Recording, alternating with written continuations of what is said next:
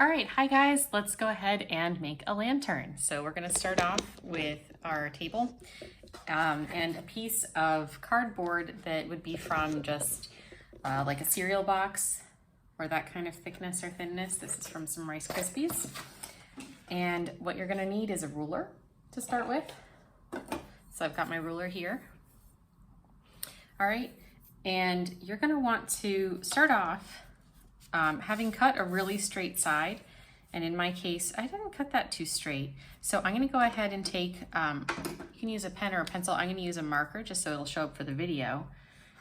And I'm gonna mark out a really straight line for myself.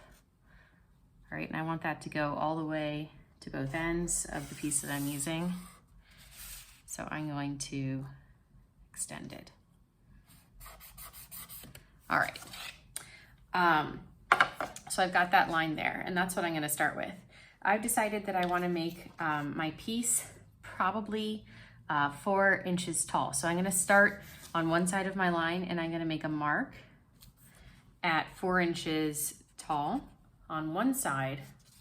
So I've got my mark there. That's 4 inches up from the line that I had originally made. And then I'm gonna come to the other side and make a mark at 4 inches as well. If I had simply made this one mark and I tried to position my ruler straight, the chances of me getting a straight squared line, it'd probably shift. But since I've got these two, I can actually line up my ruler before I make my mark. So I'm going to put my ruler on both of those spots, and I'm gonna trace my line so that it is in fact squared to my original line.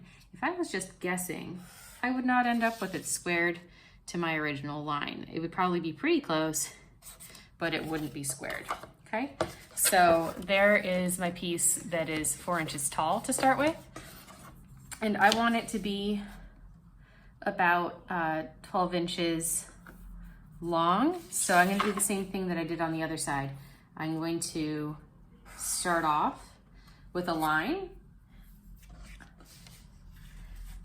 and I'm checking to see if it's squared by using the corner of my ruler. Okay, and then I'm gonna make a mark at 12 on this side, and then I'm gonna make another mark at 12 on this other side. And then I'm going to connect the two, and I'm gonna draw my line. All right, so now I've got this little rectangle here, which is 12 inches this way and 4 inches this way.